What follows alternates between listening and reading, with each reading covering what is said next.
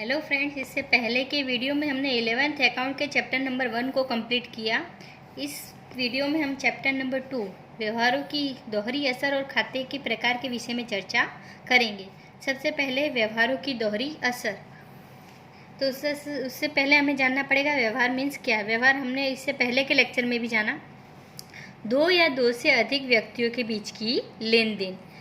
व्यवहार होने की दो शर्त हैं, कम से कम उसमें दो व्यक्ति होने चाहिए और दूसरा उनके बीच में कुछ न कुछ प्रकार की लेन देन होनी चाहिए, तभी व्यवहार बनता है। अकाउंट में हमारे पास दो प्रकार के व्यवहार हैं। पहला है आर्थिक व्यवहार और दूसरा है बिन आर्थिक व्यवहार। आर्थिक व्यवहार अर्थात क्या और बिन आर्थिक व्यवहार अर्थात क्या, इसके विषय में हमने पहले भी चर्चा की है। एक बार फिर से रिपीट करते हैं। जो व्यवहार मुद्रा से रिलेटेड हैं वे आर्थिक व्यवहार कहलाते हैं। जो मुद्रा से रिलेटेड नहीं है वो बिन आर्थिक व्यवहार कहलाते हैं। अकाउंट में हम सिर्फ और सिर्फ आर्थिक व्यवहारों का ही लेखा करते हैं। ऐसे तीन प्रकार के आर्थिक व्यवहार हैं।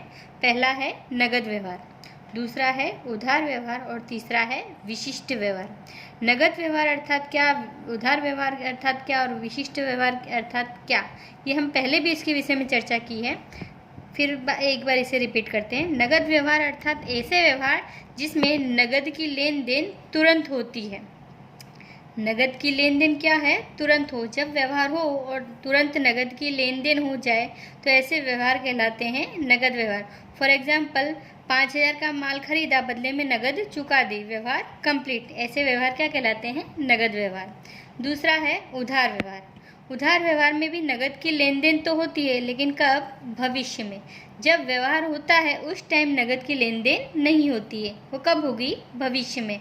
ऐसे व्यवहार कहलाते हैं उधार व्यवहार। फॉर एग्जाम्पल लें, रुपया 5,000 का माल रमेश के पास से मैंने खरीदा है, माल आ गया है लेकिन उसे 1 महीने बाद पैसे चुकाऊंगी, तो ऐसे व्यवहार क्या कहलाते हैं? उधार व्यवहार, जिसमें नगद की लेन देन होगी लेकिन कब? भविष्य में। तीसरा है विशिष्ट व्यवहार। जो व्यवहार उधार भी नहीं है और नगद भी नहीं लेकिन धंधे को असर करते हैं, ऐसे व्यवहार कहलाते हैं विशिष्ट व्यवहार अथवा अन्य स्वरूप के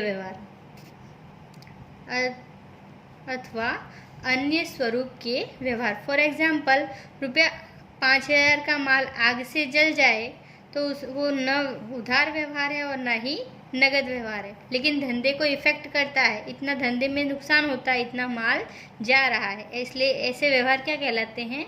विशिष्ट व्यवहार। एक महत्वपूर्ण बात है, नगद व्यवहार हो तो उसमें एक खाता कंपलसरी नगद का खड़ा होता है, क्योंकि नगद आएगी अथवा जाएगी।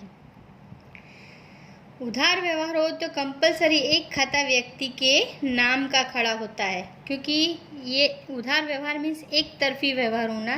फॉर एग्जाम्पल 5,000 का माल उधार खरीदा है तो माल आ गया है लेकिन सामने नगद गई नहीं है, तो उसकी जगह एक व्यक्ति का नाम खड़ा करना पड़ता है। इसलिए उधार व्यवहार में हमेशा एक खाता व्यक्ति के नाम का खड़ा होता है। अब हम दोहरी असर देख लेते हैं। दोहरी असर अर्थात दो असर देना। दोहरी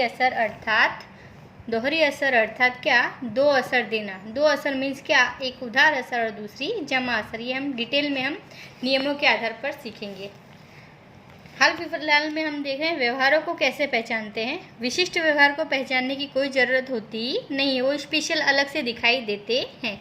व्यवहार के कौन कौन से व्यवहार पहचानने पड़ेंगे? तो रोकड़ व्यवहार और उधार व्यवहार को पहचानना पड़ेगा, कौन सा व्यवहार उधार है और कौन सा व्यवहार नगद है। तो कैसे पहचानते हैं देख लेते हैं। रोकड़ व्यवहार हो तो उसकी 5 शर्तें दे रखी हैं। इनमें से कोई भी यदि एक शर्त का पालन होता है तो वो नगद व्यवहार कहलाता है। पहला देख लेते, नगद का उल्लेख किया हो। नगद अथवा चेक, दोनों नगद में ही आते हैं। नगद अथवा चेक का उल्लेख किया हो। यदि व्यवहार में नगद का उल्लेख किया हो तो वो नगद व्यवहार ही होता है। दूसरा है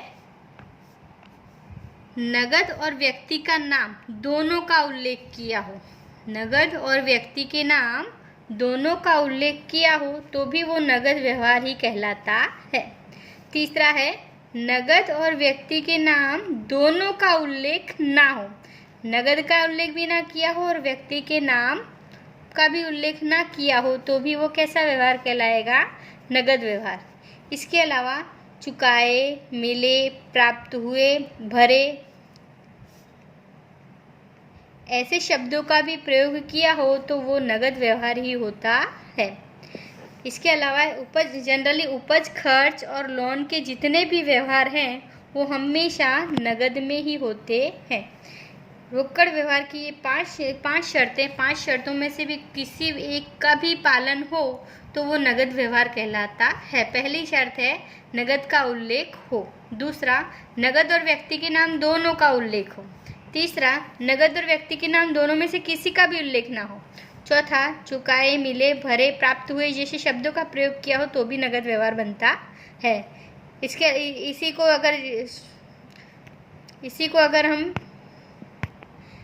बात को अगर हम दूसरे शब्दों में कहें तो उपज, खर्च के और लोन के व्यवहार किस में होते हैं? नगद में। नेक्स्ट देखते हैं उधार व्यवहार। उधार व्यवहार होने की 3 शर्तें हैं और तीनों शर्तों का पालन होना चाहिए तो ही उधार व्यवहार बनता है। पहला, व्यक्ति के नाम का उल्लेख हो। कंपलसरी एक व्यक्ति के नाम का उल्लेख होना चाहिए। दूसरा, नगद का उल्लेख ना किया हो। नगद का यदि उल्लेख किया जाएगा तो वो नगद व्यवहार कहलाएगा, इसलिए नगद का उल्लेख नहीं होना चाहिए। तीसरा है माल अथवा संपत्ति से संबंधित होना चाहिए। माल अथवा संपत्ति से संबंधित होना चाहिए। इन तीनों शर्तों का यदि पालन होता है तो ही उधार व्यवहार कहलाता है। इसको हम एक एग्जाम्पल के थ्रू समझते हैं। पहला, नगद व्यवहार। हमने पहला कहा नगद का उल्लेख हो। नगद का उल्लेख हो ऐसे एक एग्जाम्पल देखें। रुपया 10,000 का माल नगद खरीदा। व्यवहार में नगद शब्द का प्रयोग किया है, इसलिए कौन सा व्यवहार है? नगद व्यवहार। ओके। नेक्स्ट है नगद और व्यक्ति के नाम दोनों का उल्लेख हो। नीचे एग्जाम्पल दिया है, रुपया 10,000 का माल रौनक से नगद खरीदा। रौनक मीन्स व्यक्ति का नाम और नगद दोनों का उल्लेख है तो भी ये कौन सा व्यवहार कहलाएगा? नगद व्यवहार। तीसरा है नगद और व्यक्ति के नाम दोनों का उल्लेख ना हो। व्यवहार में नगद का भी उल्लेख नहीं हो और व्यक्ति के नाम दोनों का उल्लेख ना हो। एक एग्जाम्पल देख रहे हैं, रुपया 10,000 का माल खरीदा। इस व्यवहार में न नगद का उल्लेख है न व्यक्ति के नाम का उल्लेख है तो भी ये कैसा व्यवहार कहलाएगा? नगद व्यवहार। नेक्स्ट है चुकाए, मिले, भरे, प्राप्त हुए जैसे शब्दों का प्रयोग किया हो। रुपया 2,000 दलाली के मिले। मिले शब्द का प्रयोग किया मीन्स नगद व्यवहार। रुपया 5,000 वेतन के चुकाए। चुकाए मीन्स नगद व्यवहार। रुपया 2,000 बैंक में भरे। भरे मीन्स नगद व्यवहार।